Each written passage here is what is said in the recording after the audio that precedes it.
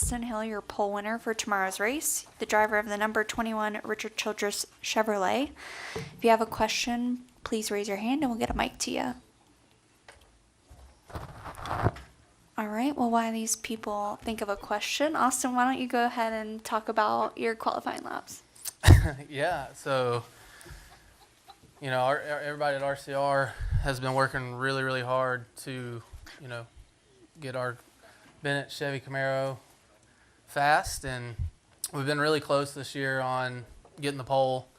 A lot of the times we've been missing out with our teammates getting it, or our affiliated teammates with colleague, and so we've been really, really close. And I don't know why, I just had a feeling this weekend we were going to have a shot at it. The first round, I don't know why I made a little bit of a mental error going into turn 3 and went really wide into turn 3 for some reason. And by the time I got back down, I really scrubbed a lot of speed there on that first run. So I knew I had to clean some stuff up on my end, and then it was all up to everybody at RCR building some fast Chevrolets to get us where we are. I'm really excited about this pole. I feel like we've been really close this year, and so yeah, I mean, it's just kind of a tip of the hat to everybody back at the shop and everybody that builds these fast Chevrolets.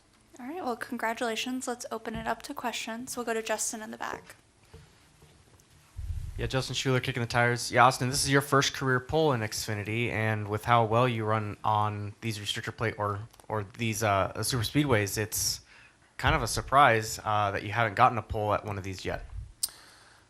Yeah, I mean, I agree.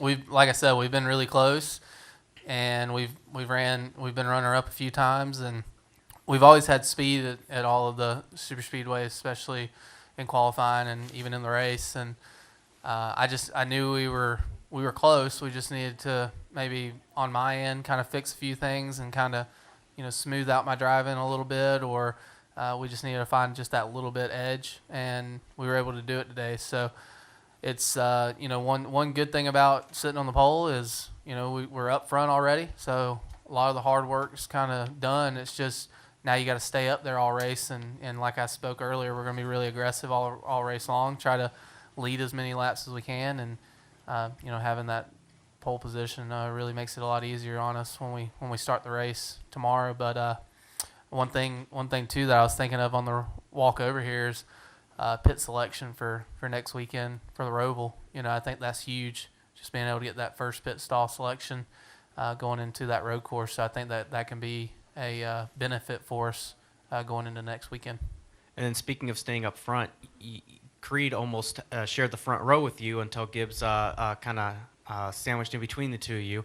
Do you prefer that, knowing that you have a teammate behind you rather than alongside you to start out the opening laps and give you a bit more of that comfort zone?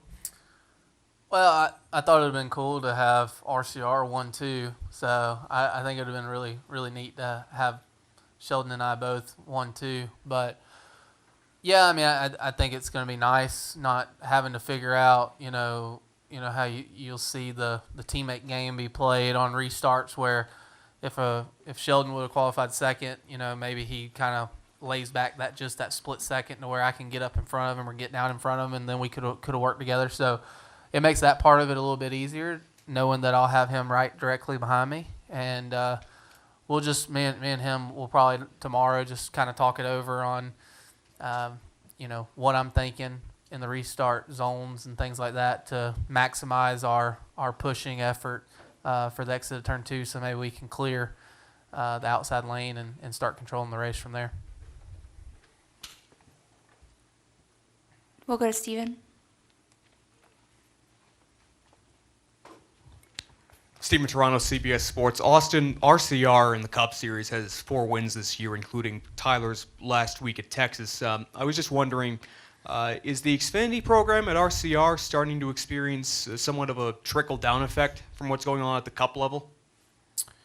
Well, I think that on the Xfinity side, we've been really good all year. The biggest thing for us that we had to clean up a little bit at the start of the season was just getting to know each other. I mean, when you're with a brand new group, and you're trying to figure out the crew chief's trying to figure out you, what you like in the car. You know, do you want the car to be loose or tight, or how do you like to drive it? You know, that can take some time. So I thought at the beginning of the season we were kind of just working through a lot of things.